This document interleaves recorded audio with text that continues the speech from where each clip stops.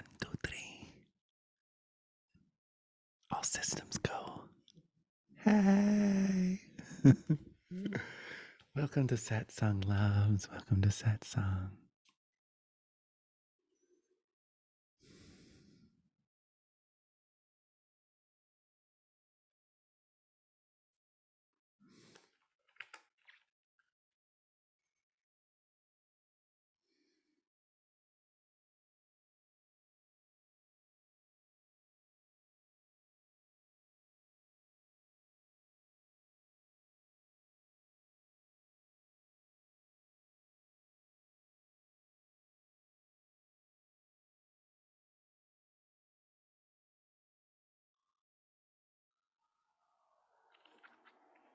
I'm going to read from the book, The Heart of Awareness, a translation of the Ashtavakra Gita. Okay, Ashtavakra. That's like if me and Shaka Khan had a baby.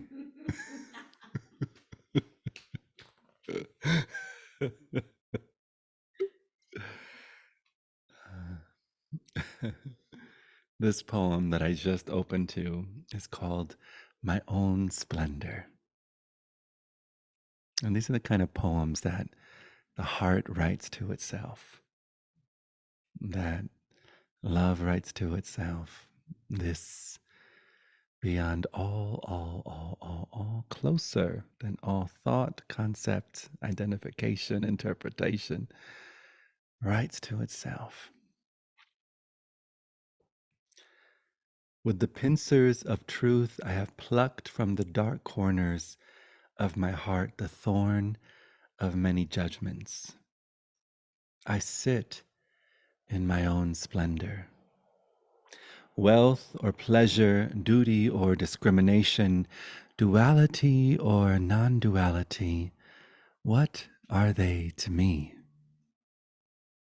What is yesterday, tomorrow, or today? What is space or eternity? I sit in my own radiance. What is the self or the not self? What is thinking or not thinking? What is good or evil? I sit in my own splendor. I sit in my own radiance, and I have no fear. Waking, dreaming, sleeping, what are they to me? Or even ecstasy? What is far or near, outside or inside, gross or subtle? I sit in my own splendor. Dissolving the mind or the highest meditation, the world and all its works, life or death, what are they to me? I sit in my own radiance. Why talk of wisdom, the three ends of life, or oneness? Why talk of these? Now I live in my heart. Now I live in my heart.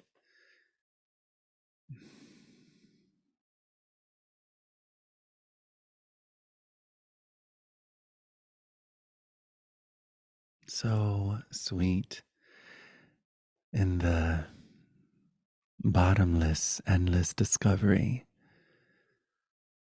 of who one is, of what's here, of what's real,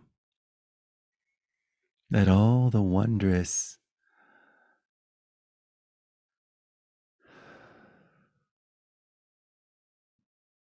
appearances of mind, of thought, conceptual landscapes or non-conceptual landscapes, dualistic frameworks,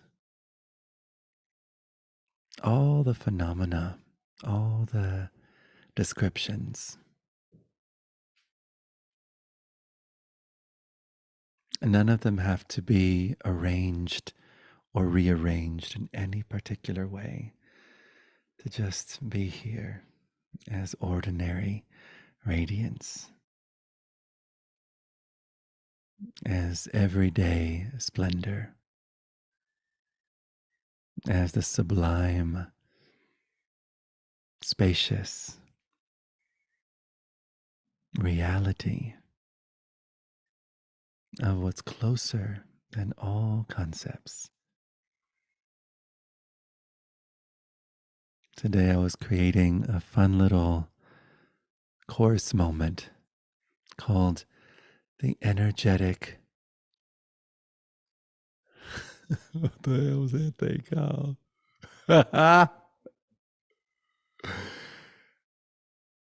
Was it the energetic changing room? I think I have it here. The energetic dressing room, a safe space to try on and take off beliefs, thoughts, feelings, and sensations, and to discover how liberating it is to walk around our cosmic living rooms naked as loving awareness, radiantly undressed. What is your belief wardrobe? What is your belief closet? Is it time to maybe give something away, or throw some things out, or take some things somewhere and make room for a glorious threads that express who you are now? So fun in this recognition of what's beyond belief, beyond thought.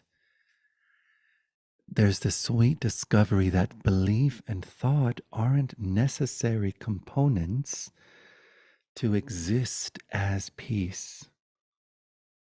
To not exist as someone getting into peace, or finding peace, or attempting peace, or evoking peace, or holding peace together, or hoping for peace, wishing for peace, deciding what's peaceful, what's not peaceful, in strategy of some kind of protection, some kind of avoidance, some kind of manipulation strategies, but being peace itself.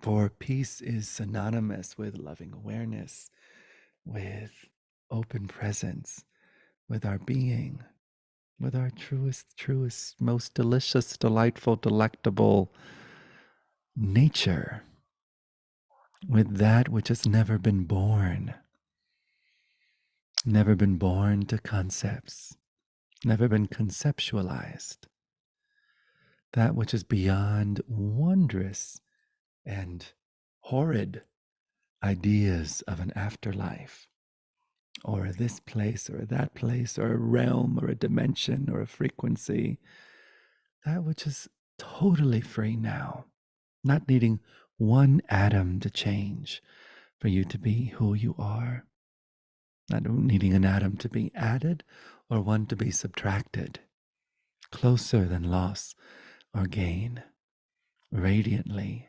vast, a vast expanse of pristine, loving, aware intelligence.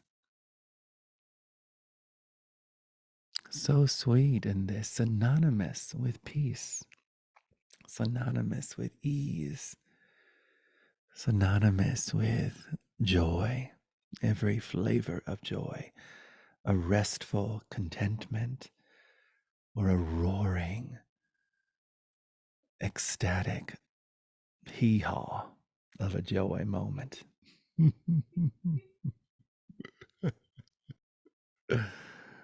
And it's so delightful when we imagine ourselves to be a thought, because have you noticed that there's an overemphasis on identity? So it's kind of like, tell me something about you that's not a thought. Your name's a thought. Your body's a thought. Your date of birth is a thought. These are all concepts that support other concepts. Where you were born is a thought. A planet is a thought. A dimension is a thought. A realm is a thought. A soul is a thought. Whatever the human design is, that's a thought. Whatever your, what's the other one that's so fun and popular right now? Yay. Sorry. Family systems, family constellation, wondrous thought, astrological identity, a wondrous thought, human design, I already said that, gene codes, a wondrous thought, any system, wondrous, not making any of these wrong. If beloved Claudia was here, she would say, I love mind. I love.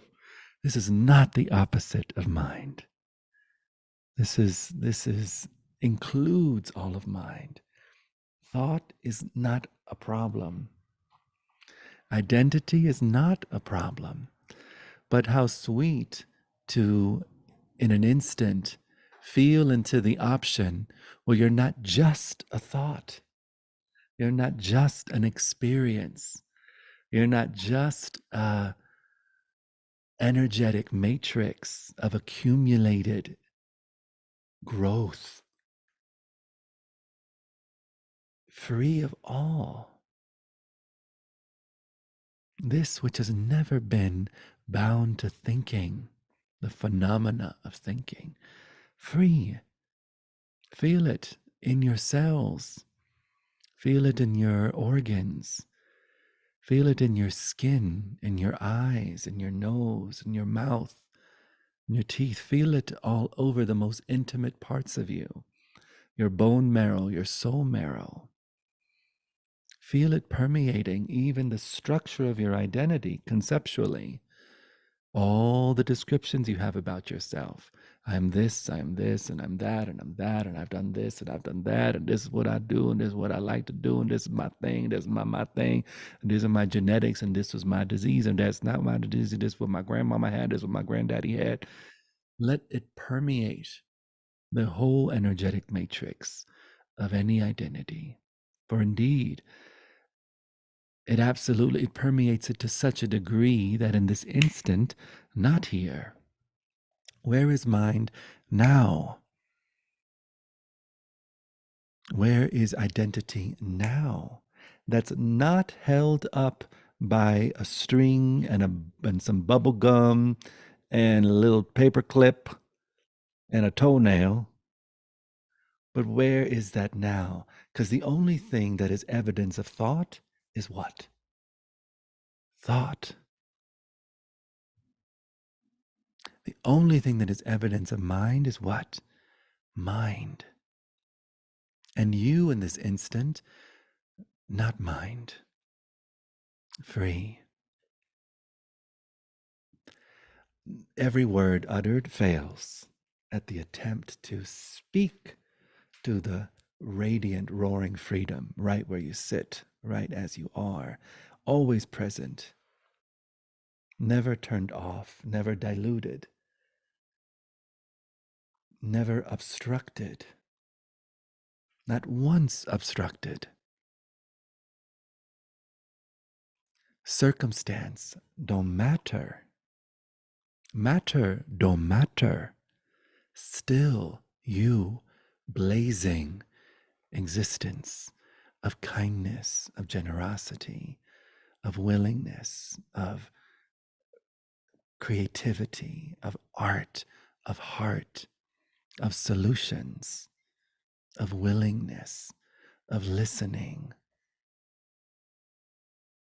of courage. Such relevance, this getting familiar with who you also are as indescribable, loving, aware intelligence. Such support and just being an everyday human being with the capacity to sit with everyday human beings and to so lovingly, effortlessly, genuinely, clearly recognize, oh, of course there's thoughts present. Of course there's ideas present. Of course there may be trauma present. And of course there's radiance present. And of course there's purity present. And of course there's love present. All of it, nothing excluded. And also so innocent.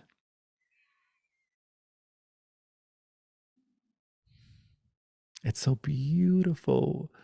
I love the story of us being a species moving into an age of loving awareness, an age of generosity, an age of where the emphasis of our perception isn't on our own projection, but in our open, expansive atmosphere of kindness.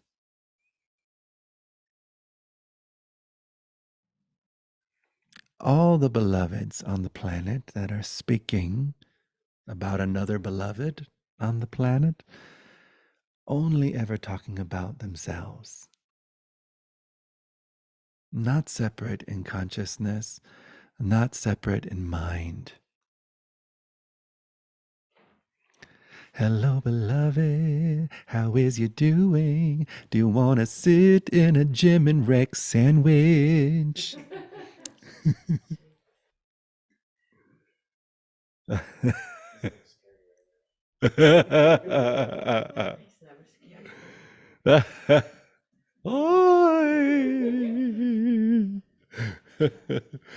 Jim is here dressed as, I don't know, what would you call it?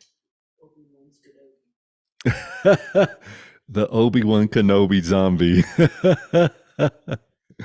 At first I thought he was a nun.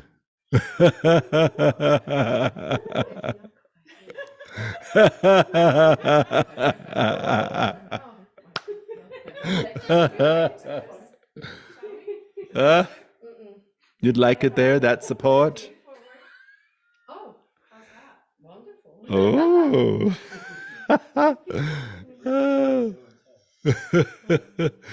And listen, so I love seeing the beauty of how this moment cares for itself.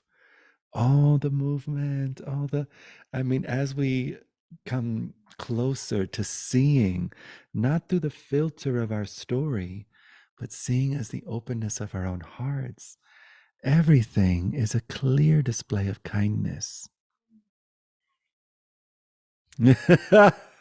Claudia said,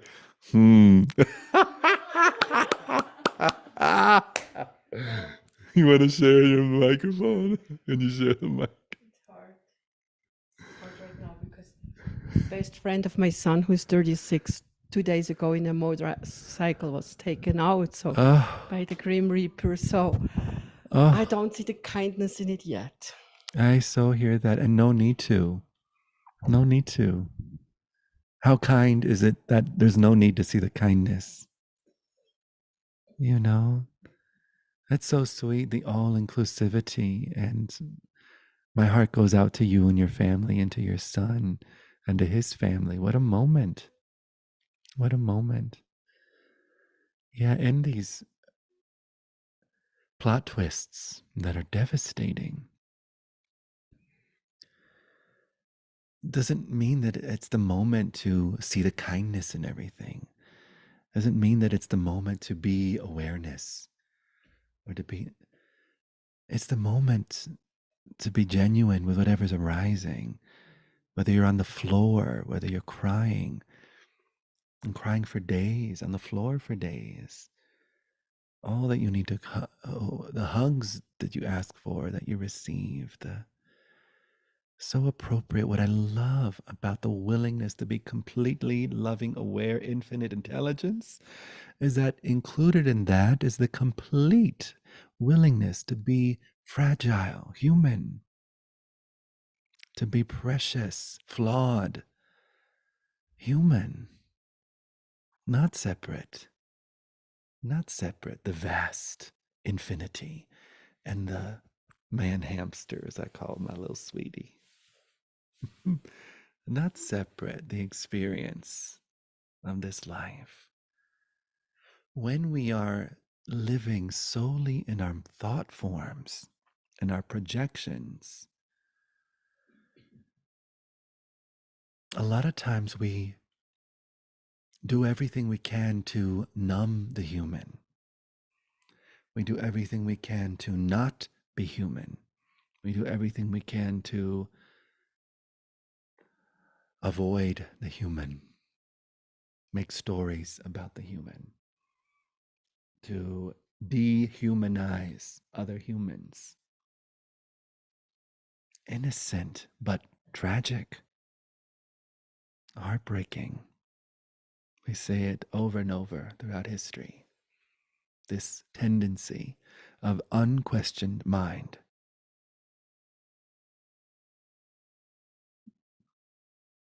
But this, that satsang invites a moment to get familiar with, to turn the volume up of, includes every aspect of human. I have never been more human than when I noticed there's no such thing as human.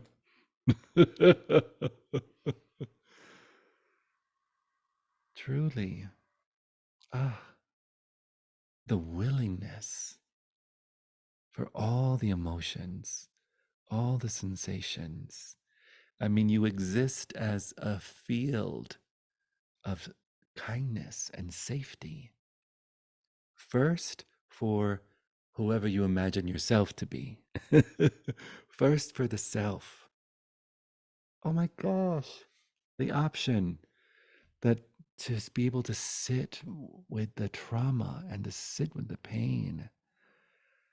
After my father passed away, growing up in a family that did not know how to sit with the trauma, that did not know how to be with the pain, that did not know that there were options of sanity, doing everything they can to cope, using all kinds of substances, all kinds of drugs, having all kinds of experiences that were engaged in all kinds of acts of self harm, innocently, not knowing what to do with mind, identifying with mind, thinking, oh, I am these thoughts and I have the worst thoughts ever. And how do I control these thoughts and how do I get rid of them? In other words, we overlay more thoughts on more thoughts. It's a yucky thought lasagna. Overlay, overlay, overlay. And then attempting to cope and live in a world of descriptions and of projections and of harm every which way. I got nowhere to run to, baby. I got nowhere to hide. I got nowhere to run to. What was that song? You don't remember that song? Da da da da da da da da da da da da da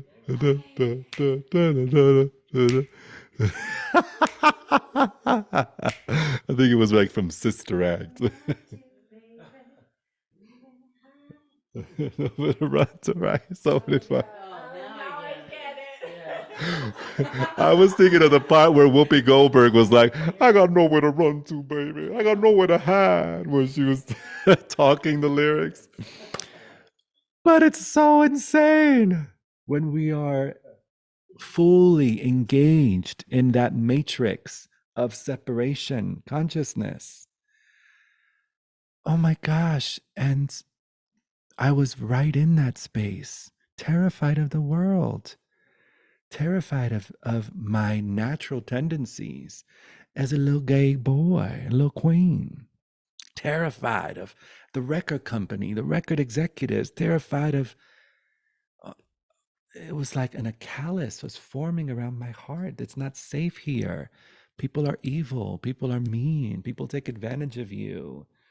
People don't really love you. They only love your celebrity. They only love your, people, all these thoughts, not knowing that they weren't true.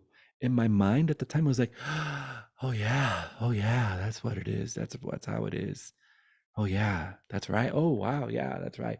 And then of course, not knowing the innocence of holding a thought in mind, experiencing its like kind, the projection, what you believe, what you hold, you project out, and it's this echo chamber where the world will reflect back to your beliefs for you to be like, I know that's right. That's the way it is. Yeah, that's the way it was. That's the way it is. And that's true. And protect, protect, protect, protect. Energy, anxiety, numb, numb, numb, numb, numb. Take, take, take, take, take. Hope, hope. That's the next thing, the next thing, the next thing, the next thing. Uh, what a dance. We all know this dance. So innocent, so innocent. Somehow, by some grace, where there was that openness, that shift. Until that moment, I wasn't familiar with a part of me that was completely vast and free. I had sweet moments as a kid, and there was a sense of a soul and a sense of a goodness, like a God that was present and beyond. That was my big ear of like the sense of, but at that point, fully identified. And then I had thousands of people telling me, yes, you're this, you're this, you're this, you're this. That's who you are. So in that moment, to recognize, oh, wow, I am not who I imagine myself to be. And that's true for everything in existence. That llama's not a llama. That ruin is not a ruin. That mountain's not a mountain. That shoe is not a shoe. Or another way of saying that's kinder to mind, not just a mountain. That floor is not just a floor. That Ashley is not just an Ashley. The past is not just the past. The future is not just the future. Anything that can be described is not just its description, it's open ended freedom.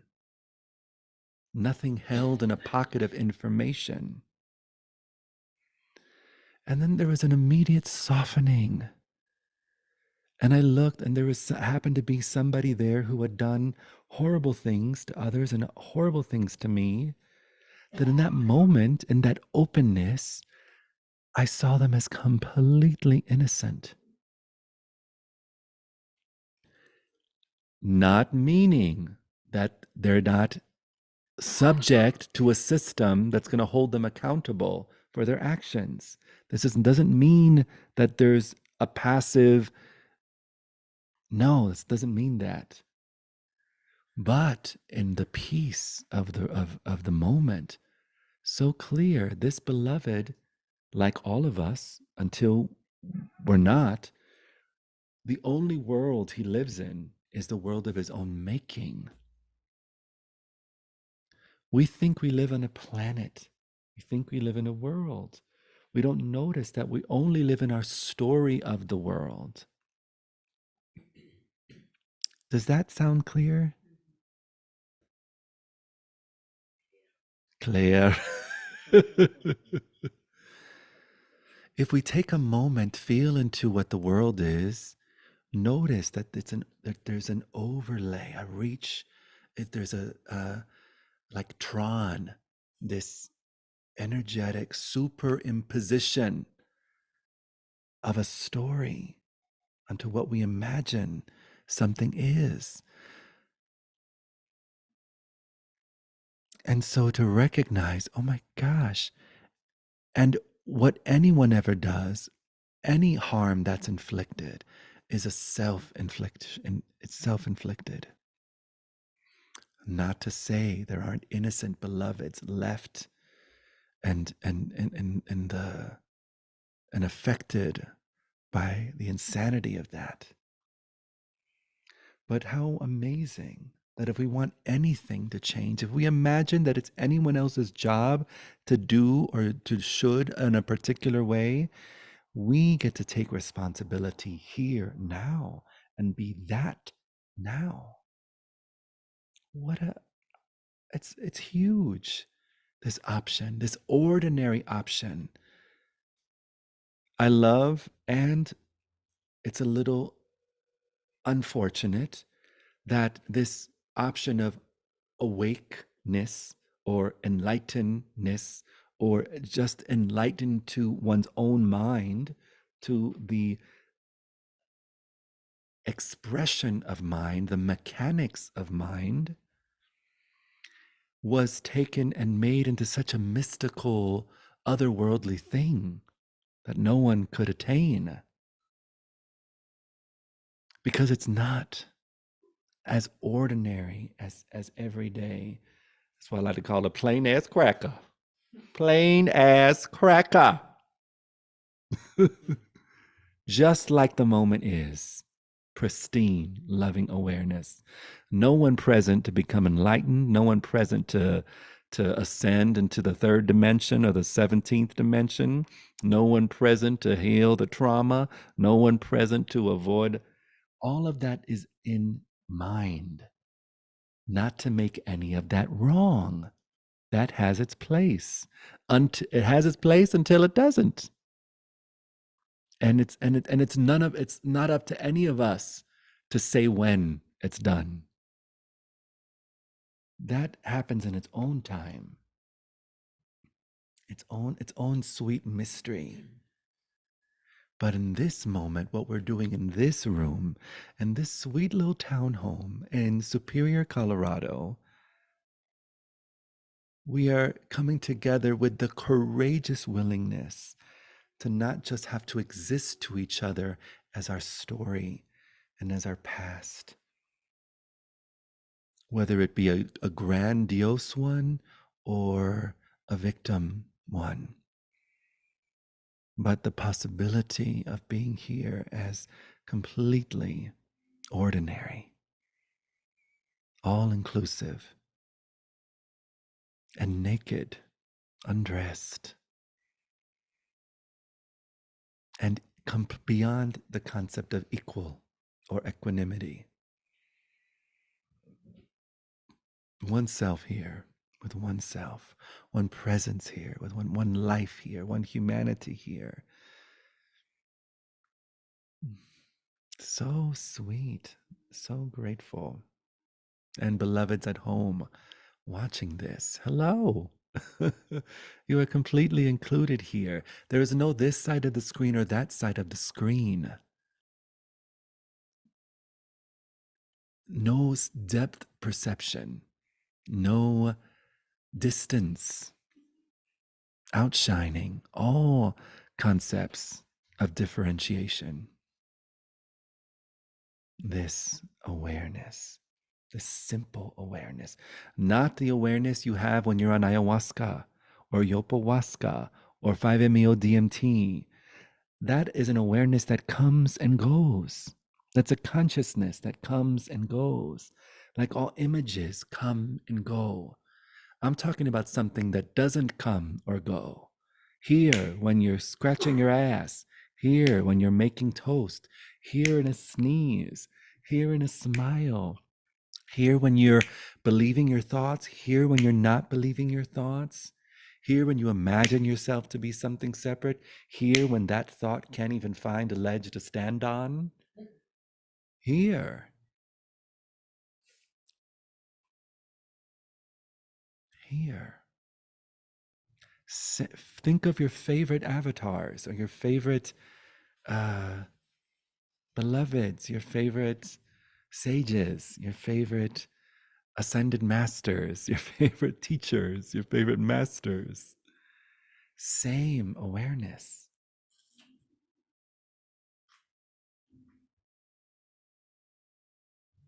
One consciousness here as oneself. There was the book, I sit in my own splendid radiance. Oh, I just opened.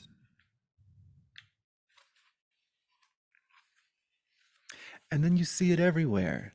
Yourself, as who you are, has been giving breadcrumbs, leaving clues throughout all of imagined history, saying hello to itself. In every sutra, in every blessed book, even the Bible, even King James couldn't erase nuggets of truth in the Bible. Amazing. This beloved. Who knows when Ashtavakra Vukra? Ashtavakra Gita. When the Ashtavakra Gita, well, who knows when that beloved was around? I'm sure I could Google it or ask Alexa, but I don't know. But let's see the self. Oh, Master, tell me how to find detachment, wisdom, and freedom. Child, if you wish to be free, Shun the poison of the senses. Maybe it's a little different the way to speak to it. So innocent. At two, it could be so appropriate at a certain stage of development that there be a rejection of the senses, a rejection of dualistic frameworks, a rejection. If you've ever been on a spiritual path, a non-dual path, listen to Adyashanti, listen to read some Ramana Maharshi, there's a point where that has relevance, because we're so indoctrinated into the mind, the intelligence of separation and descriptions. One of the ways to shock that system as a way to get familiar with the nakedness of our being is the innocence of the poison of the senses, of the shunning, of the, don't believe your thoughts. Mind is less than awareness. Just focus on awareness. Continuously ask, who am I? Self-inquiry, who am I? Who am I? What's real? What's here? Totally relevant. And there comes a point as we soften and truly rest as this we are, we recognize the complete innocence and the welcome, and the none of it has ever been an obstruction. No, the poison of the senses has never been poison. It's been the amrita, the nectar, the exaltation, the announcement of what's here. My experience of mind is there's no emphasis on negative, positive, or neutral. Mind exalts what is aware and loving and wise here. Mind isn't the opposite of this awareness. But before I continue, anyone want to share something or explore something? Or want to share what your direct experience is being here, sitting here, as you tune into the nakedness of you?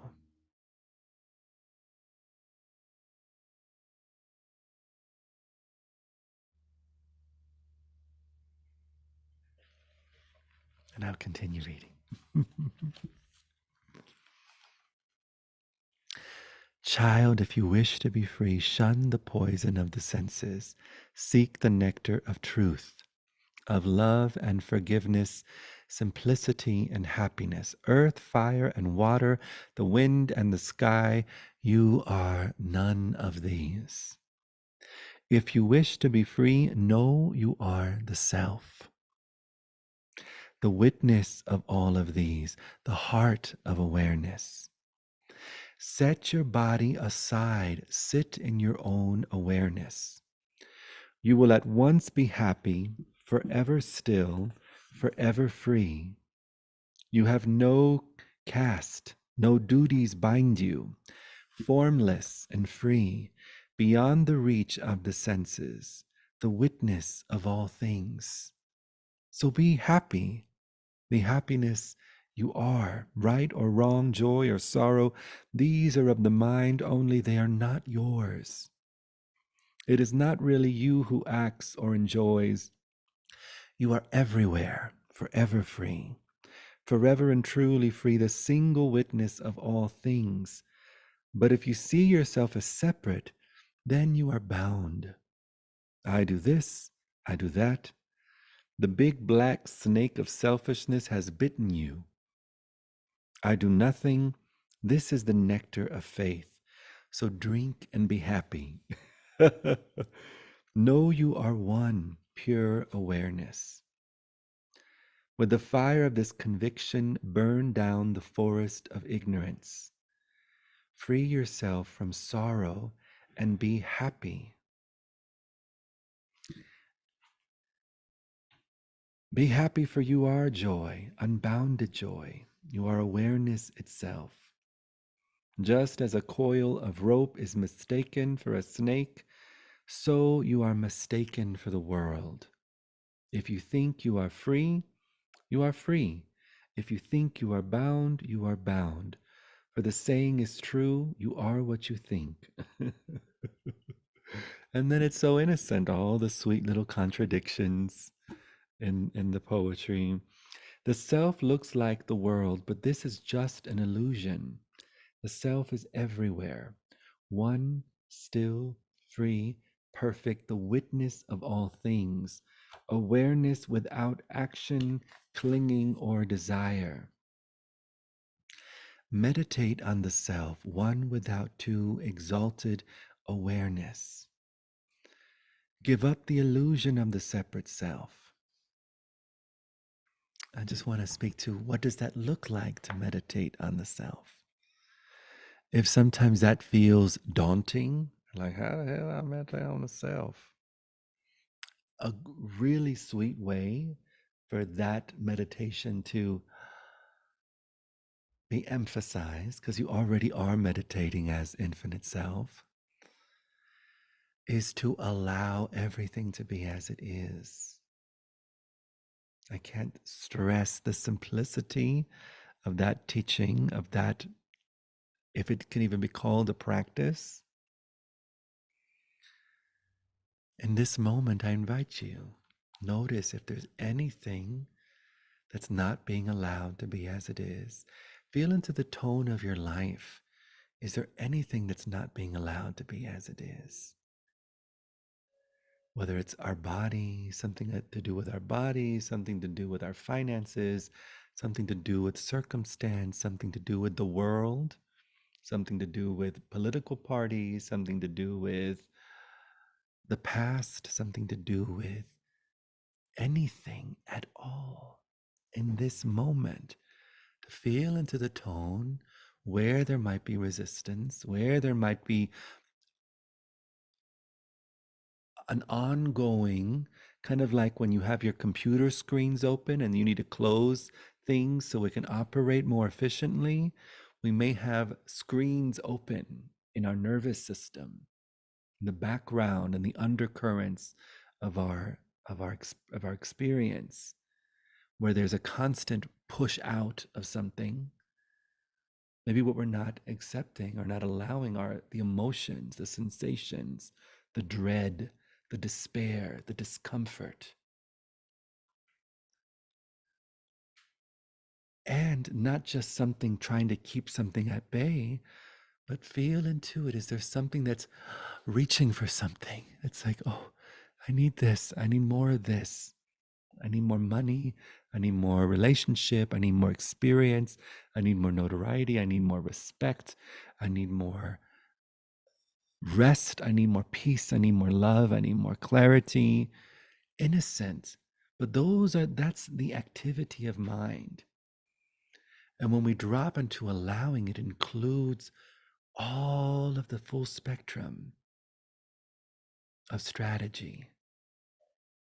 So it's like, allow anyone want to speak to what you may notice and feeling into what may not be allowed.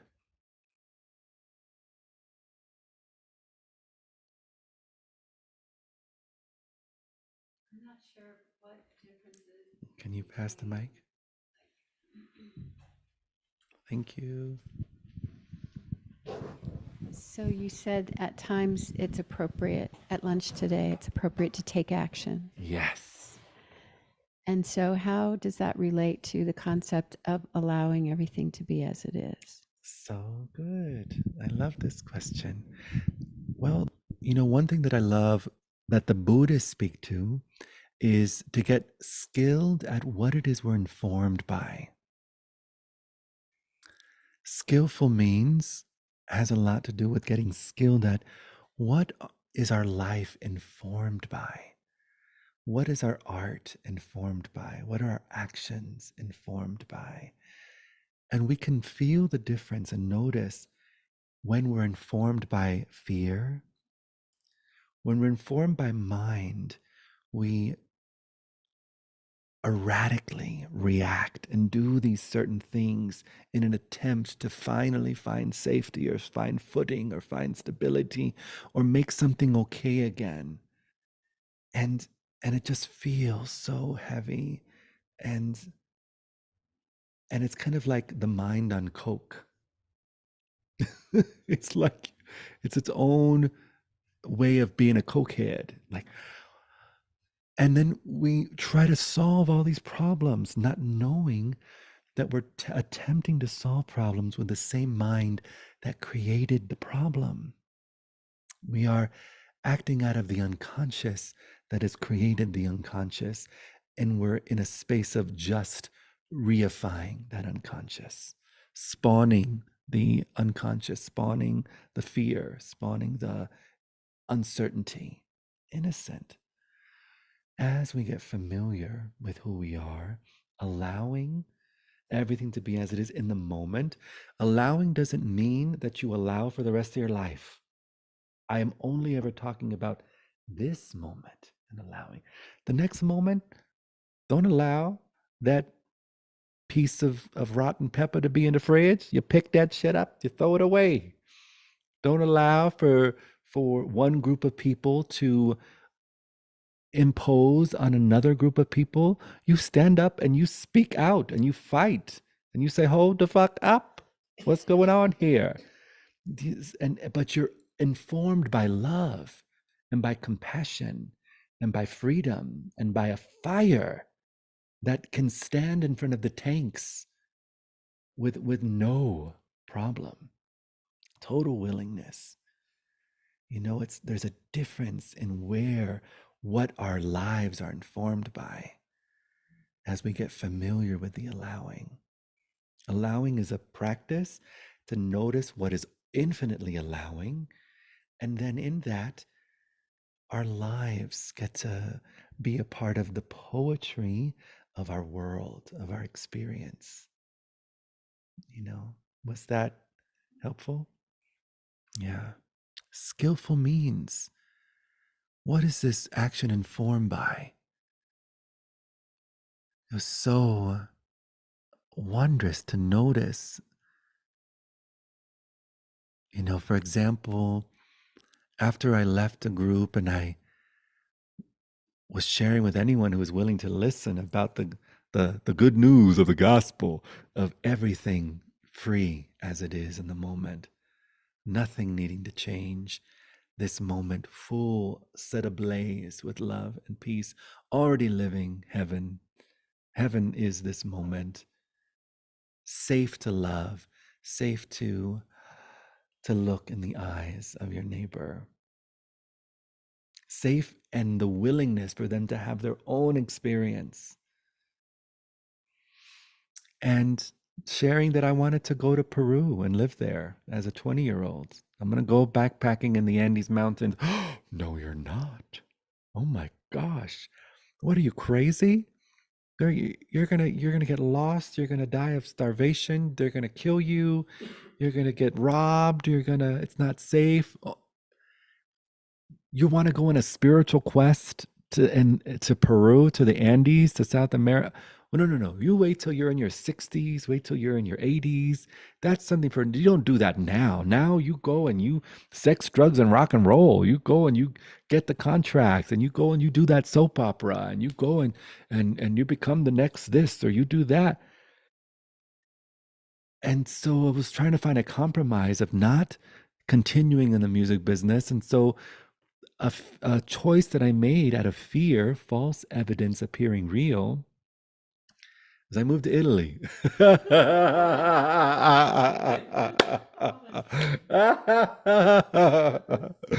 I was like, mind was like, oh, you can go to Italy, Italian men. You can learn Italian. You can go see where your family's from. Take your time. It's so, go to Portofino, live in Portofino. I moved there, but it was a decision out of fear. I feel very grateful that that decision was an option for me, and that was amazing. But while I was there, I kept having this reoccurring dream. I'd wake up, in total bliss and this deep urgency that this isn't, I need to go to Peru. I'd have this dream that I was in the rainforest, deep in the jungle, and that I was planted up to my thighs, that I was planted in the rich soils of the Amazon, and that I was I was like a human tree hybrid, and I was just, and it was just total. It was like a full-on sense of being in this world, but not of it, and it was so clear. And then I'd wake up and I'd get dressed and I'd step out into Portofino and amazing, and I'd have the most delicious food, but it all felt off because it was a decision from mind. It was a decision from fear. It wasn't my intuition, my soul was like, you're going to go to Peru. But I had listened to people that I'd loved and was like, maybe they're right. And maybe I'm only 20 and maybe I should, So I was only there for like a couple months. And then sure enough, I went to Peru and it was so alive, so alive, so alive. I'm sure all of us have had these moments where our minds are like, you got to do this. And then it's like, no, this is, and of course, when there's a soul calling, it may appear that there isn't, it's kind of like we're right on the cliff of what we imagine is possible for ourselves. What we realize when we do it more and more, or finally are willing to do it at least once, is that you jump off that cliff and you grow wings on the way down, as a beloved once said somewhere that I loved. It's like trust is available. And you recognize that your currency and your resources is not limited to what you got in the bank, not limited to what's happening in the economy, not limited to what your family got or don't got, not limited to what skills you think you got or don't got. None of that. That's not your source. You're not looking at that as as what to base your decision on. You are like, no, this is what's clear for me. And you move in that direction with the willingness to fly and the willingness to fall. It's so wondrous. This getting familiar with an intelligence that's not limited to the innocent intelligence of mind. Intelligence of mind is a closed system of intelligence, innocent, but it's this is what that is, and this is what this is, and this is how that relates to that, and this is how that relates to this, and this is what fear, struggle, strife. It's not meant to be a strife. It's not meant to be a struggle uphill or that's a Bjork song. It's not meant to be a strife. It's not meant to be a struggle uphill. It's okay to trust your spirit. It's okay to trust your vision. It's okay to trust your dream. It's okay to trust your intuition. And thank you for trusting your dream and your vision. And look at all the magic that has unfolded. Thank you, each of you, in your own lives, in your own way, have said yes to something beyond what mind was telling you. You couldn't be here if that's not true. And it's wondrous, deeper and deeper, clearer and clearer, more alive and more alive. This willingness, this trust, this intelligence that we start noticing, oh, wow, yeah, fear wants me to do this. And it's okay for there to be a moderation. It's okay to be like, okay, I'm going to take little bites of stepping off the cliff. Okay, it's very clear when you'll know it's time to jump. Like, Oh, you know, what's that whole sick and tired of being sick and tired thing? Where the discomfort of the bud was too intense that it finally had to explode into fragrant roses. You know, I don't know who said that, but I love that too. And so, yeah, I love that we have this intelligence that's here. I love that this intelligence doesn't take no for an answer. It's willing to continue moving in the direction of its soul's longing from a place of fulfillment. That's the other fucking hilarious thing about it. When we are operating from mind, it's like a donkey with a carrot hung over it. So we think our dream is going to give us peace. Our dream is going to give us happiness. Our dream is going to give us fulfillment. Our dream is going to give us what we find. When I do this, I'll finally be able to just relax in peace, relax and joy. Finally be able to love myself. Once I prove that I can do this, I can finally feel worthy enough to just be like, okay, I love you. You did good. You did good. Skip all of that and go straight to you did good now. Straight to you did good now. Straight to you are good now.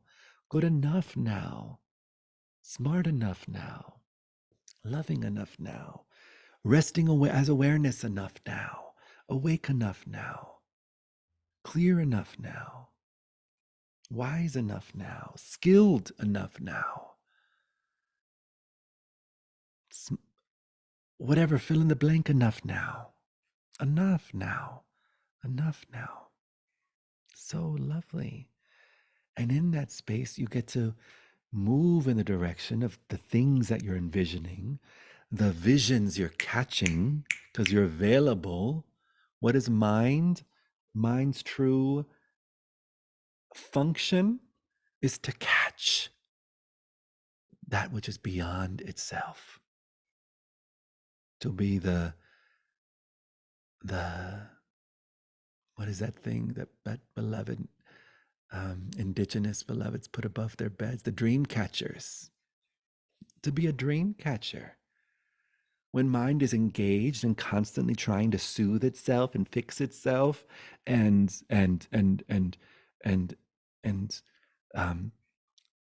hoard and become a prepper so it can be safe in some imagined future,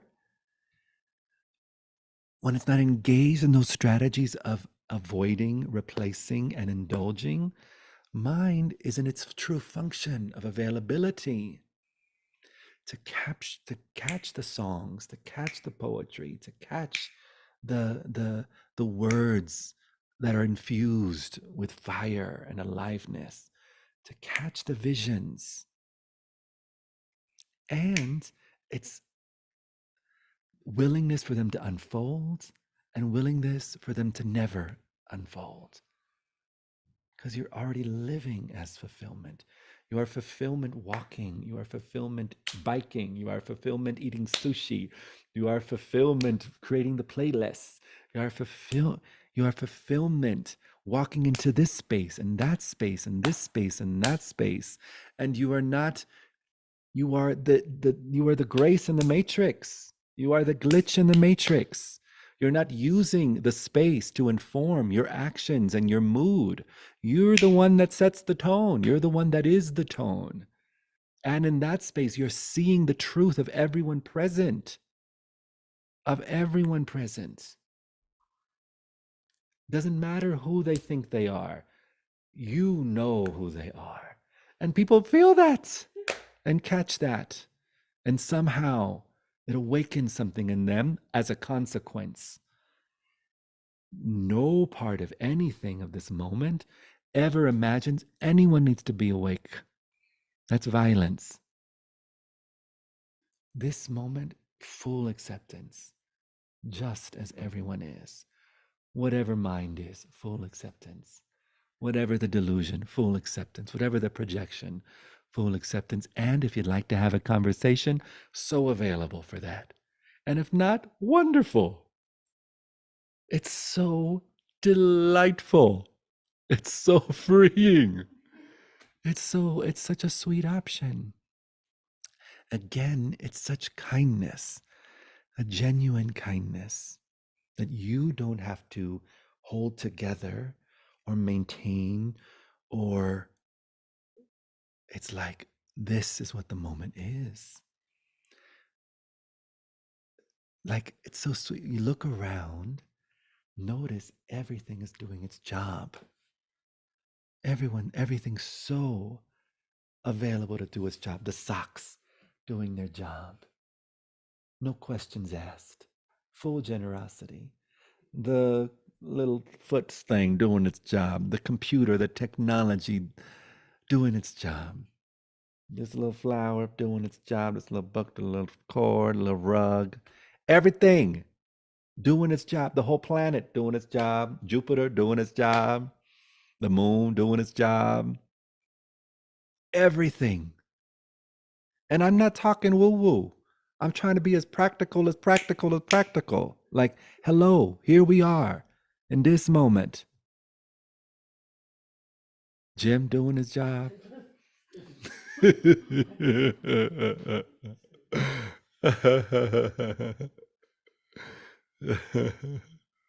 That's so sweet. We become accustomed to the obviousness of every atom in its place, the obviousness of every thought in its place, every trauma in its place, every brilliance in its place, every creative badass motherfucker on the planet in their place, everything in its place,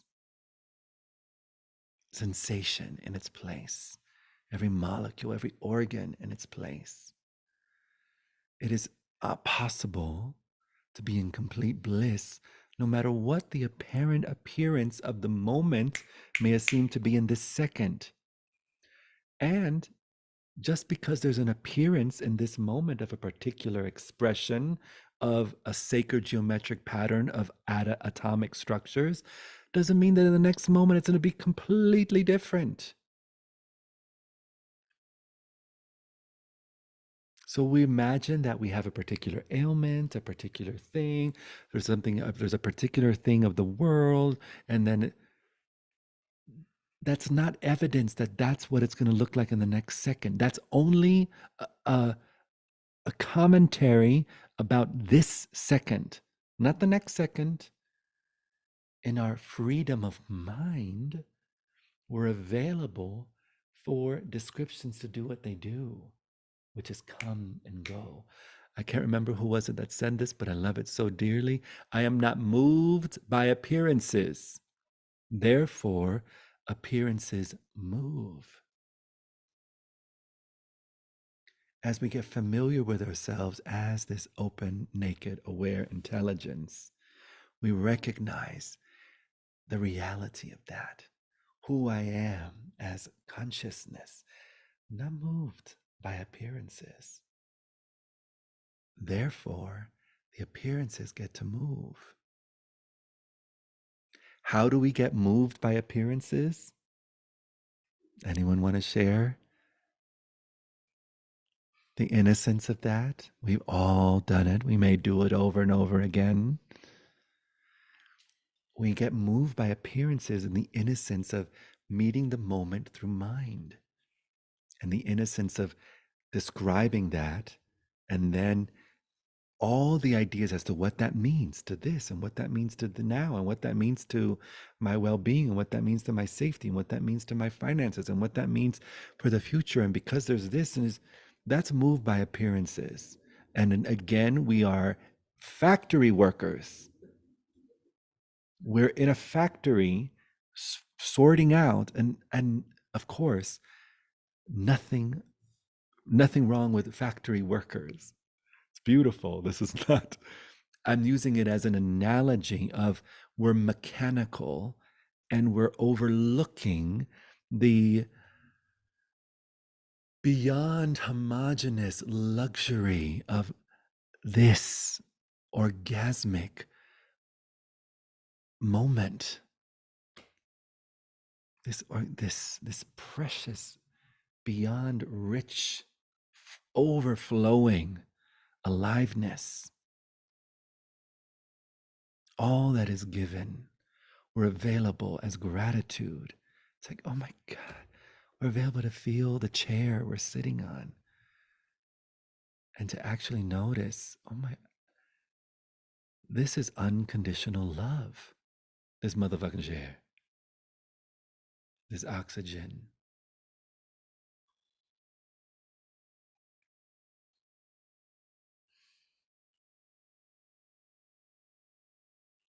Moved by appearances, innocent. Mind will get moved by appearances. Appearances get moved by appearances. As we get familiar with the Olokun, which is the depth of the ocean, the stillness of our being, never a flutter, not moved, reliable, stable.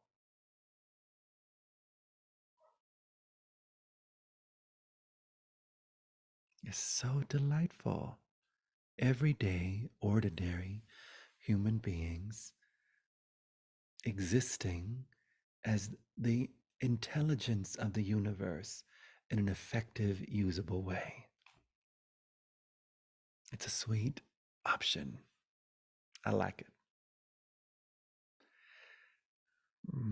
A few more minutes. Anyone want to share something or ask something, or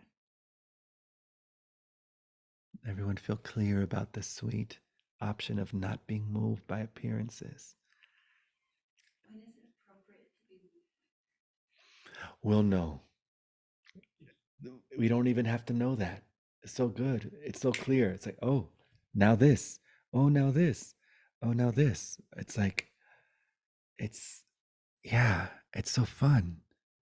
It's, and you're available to listen to that still small voice that says, do the dishes, answer that call, answer that email, do this, contact this person, contact that person. You know, it's the mother lifting up the car that's on top of the child. It's like everything available in our this intelligence. We could always trust the moment knows how to respond to itself. This moment, you are this moment. This moment knows how to respond to itself.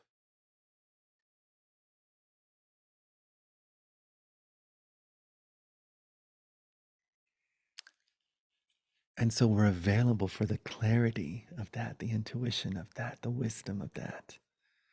And then we're also delighted to watch. I love seeing what these hands do, what they reach for, what they hold, what they. When I had that kidney stone, I had no clue it was a kidney stone, and the body was fainting from the shocks of the pain that I was experiencing. And then I would watch my hand grab something to keep this body from falling. I was so amazed, like, wow, the kindness of that. Wow, it was like unbroken kindness, even as there was extreme pain. The ambulance, I'm in the ambulance, and the beloveds in the ambulance, they were in their sense of urgency, totally get it. That's part of their job.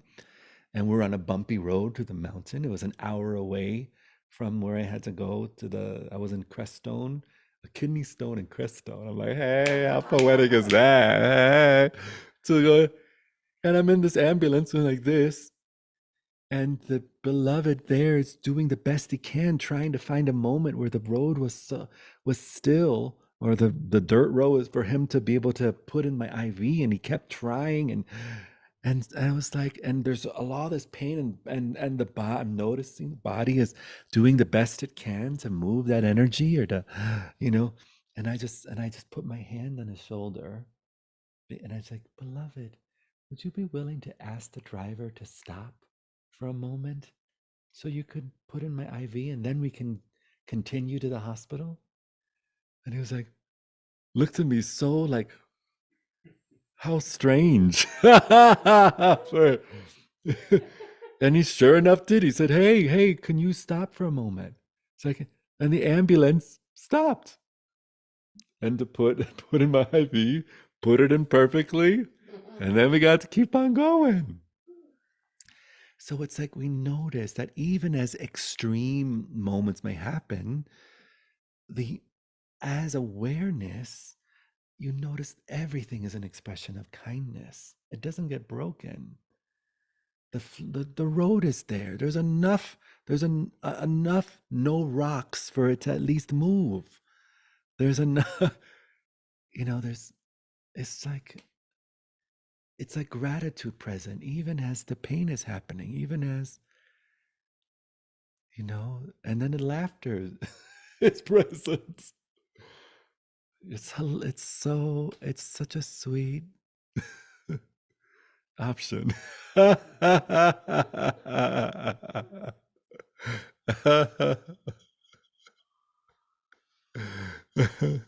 And then just one more thing I want to just share in that is none of us know what is going to happen to humanity or our species or the planet. Nobody knows.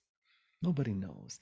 There's all kinds of guesses, there's all kinds of hopes, there's all kinds of wishes, there's all kinds of prophecies, there's all kinds of wonderful, wonderful. And there'll be infinite versions of everything. Everyone will have their own version of what's unfolding. So wondrous.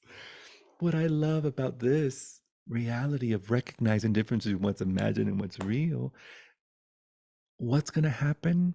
Love is going to happen. If I'm standing on that mountain and there's a giant tidal wave coming, okay. I know that what gets really sweet is that we don't need circumstance to tell us who we get to be in that moment. So when we discover who we are as love, awareness synonymous with love, whether it's zombies, whether it's this, oh, love. I get to be love. What gets to happen? Oh, I get to love and compassion, whatever's unfolding. However, this video game is going to end. Just a video game that's ending now. Another sweet thing about getting familiar with this and old Tibetan practices, the practice of getting familiar with awareness was a practice to support beloveds in their moment of death. That was the main inspiration behind the practice. So wondrous. And then we get so familiar with awareness, we recognize there's no difference between life, what is called life, and what is called death, what mind calls life, and what mind calls death. It's like, oh, wow, appearances appearing in this that was never born here, this life, this love.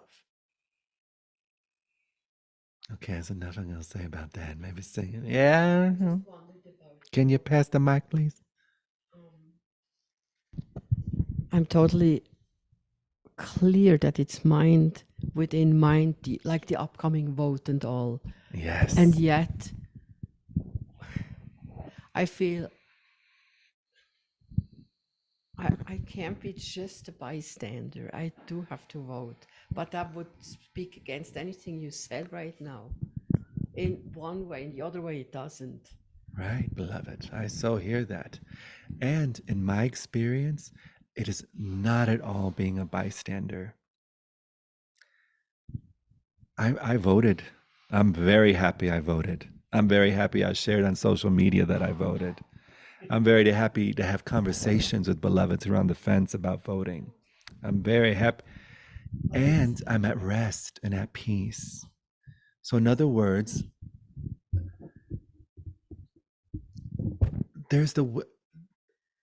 it's so wonderful to recognize what I imagine might be best for humanity, what timeline might be best, what candidate might be best, what energy might be best. And I'm also very well aware that reality knows best. total willingness for whatever is going to unfold to unfold, whoever is going to be elected, while still voting and while still honoring, celebrating, having the conversations, you know? In my experience of world, I joyously, happily voted for Kamala Harris in my expression of the world, you know, and I noticed friends of mine in their version of reality, the stories they believe in, the theories they believe in, the news they believe in, they're voting for what feels right for them. You know, everyone does the best they can with the worlds that they live in again. And what I love about this recognition is that I'm even more available to be of support, more available to write songs, more available to write poetry, more available, even if it's just one person that I get to touch, and more energy to participate, more energy to march. It's not at all a bystander, not at all. The opposite. A bystander happens when there's a innocent confusion and a conflict of ideas and of mind, an overemphasis of mind. You know, there are some beloveds living as awareness. They get the information from this beloved, get the information from this, hear what this one has to say, hear what that one has to say. Also hearing from where they speak from. Where is this beloved speaking from? Where is that beloved speaking from? What's the energy? Note, and then also not knowing till the last second, once they get in that booth or once they have their mail-in ballot, where is their hand gonna go? Where is their, for some beloveds, you know, it's just it's it's it's sweet that there's enough permission for it to unfold in whatever unique way it's going to unfold for you, you know. Yeah. Anyone want to share anything else about that? Anything else regarding that topic?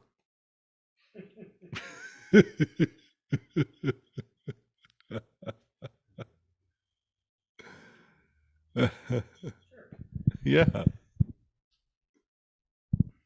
The way I think about it, I'm correct in assuming that my vote is my business. Everybody else's votes are their business. Yes. And ultimately what happens is God's business. Hey. Yes. All right. Yes. Mm-hmm. And that's true. Everyone does the best they can. And yeah, where there can be sweet release and liberation is recognizing where freedom is and who freedom is. When there's an overemphasis on the world having to be a particular way in order for me to be free, bondage, innocent. And of course, that doesn't mean that you don't do everything you can to support the world. You imagine the world that's coming through, the world. I mean, I have a dream. Visionary. It's so powerful. That's what I mean by being available. I don't speak to non-duality as there's nothing here, there's no one here, there's nothing here, there's no one here, there's nothing. Da, da, da, da, da, da. That's wonderful, and I like this because of the practical applications of it as an available human being. I think sanity is valuable. Those are my own biases. I recognize those are my own stories. Those are my own, and I see what's beyond that. But I do love those stories in this day and age. I love being a gay man in this day and age. I know not that I'm not gay. I know I'm very gay. I know that who I am is beyond all concepts, all sexuality, all gender, all any idea that has ever been constructed and constructed and constructed. Complete freedom. And boy, do I love being a gay man. And boy, do I love dressing up and wearing my heels and wearing my beard and wearing my eyelashes and stepping into a place. Boy, do I love challenging. Oh, yes. Mm-hmm. Oh, I love it. I love the way this expression shows up.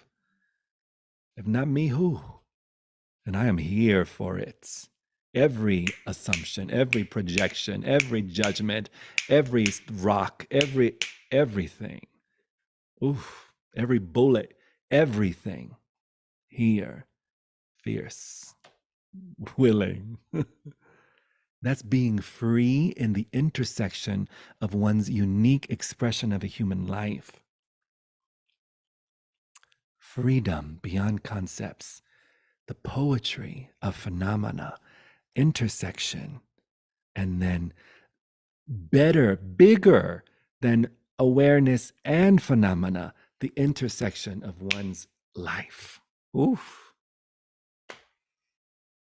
Mm. I love that shit. Authenticity. Oof. Love it. Love it. Love it. Mm-hmm.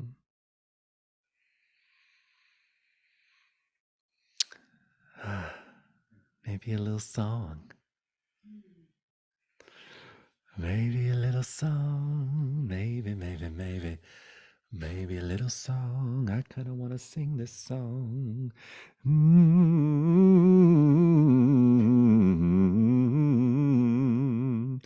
Because I feel the energy of this song right now. It's a song called Ceasefire. This song was inspired by the continuous wars that unfold internally and gets magnified in the collective, and the innocent beloveds that are in the crosshairs of that ignorance, of that fear, of that innocent ignorance, innocent fear. But the song says, may we evolve to that space where we get really curious, examining our minds for that spark, for that fear in us. Learning how to not live our lives like a terrorist.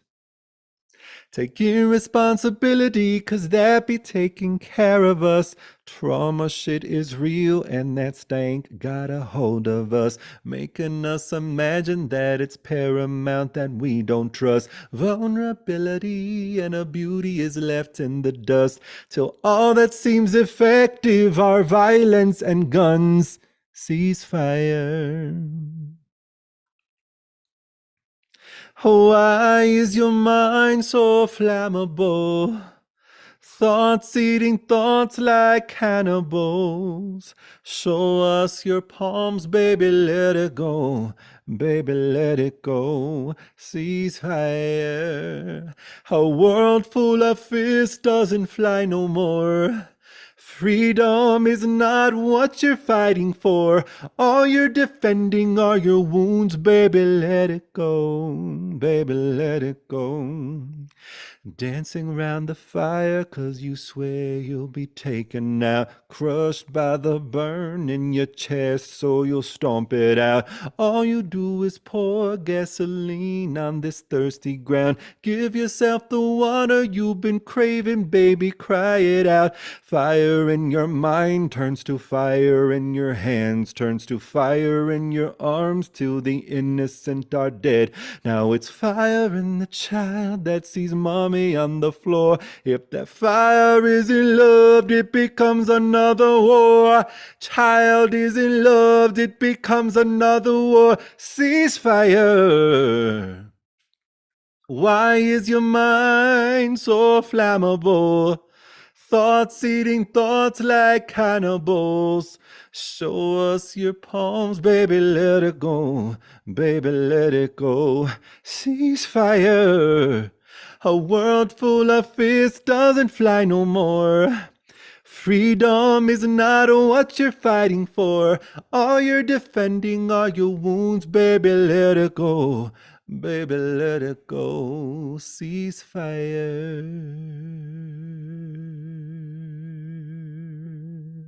The only place that war has ever started is here.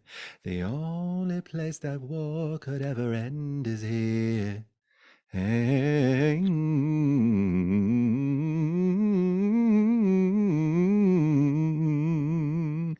only place here, it's up to you. Only one it's up to is you.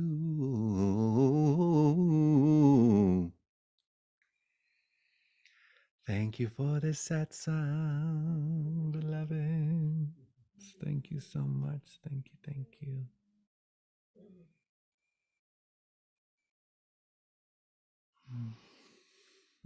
May all beings recognize the freedom they already are now in ever more delightful, joyous, harmonious, and obvious ways. Thank you, thank you. Feel free for beloveds watching to like and subscribe. I think it's the first time I ever done said that. Hit the notification. Don't forget to hit the notification bell. These are live almost every Monday whenever I'm in town. Oh, that gets that is the next one. Am I here? The next one? I think I am. The 4th. Yes, one more, the 4th, and then there's not one till the 18th. Oh, the day before on the 4th. Hey, may the 4th be with you. And I just want to share for beloveds watching and here as an option, we still have places available for Aloha-waska. Beloved ayahuasca experience in Hawaii, 5-day experience from February 5th to February 9th. What else? 4E in Kauai in March and September. That's the only ones I can think of right now. And I'll be here next Monday. You're welcome to come in person or watch online. Thank you very much. I love you very much. Blessings.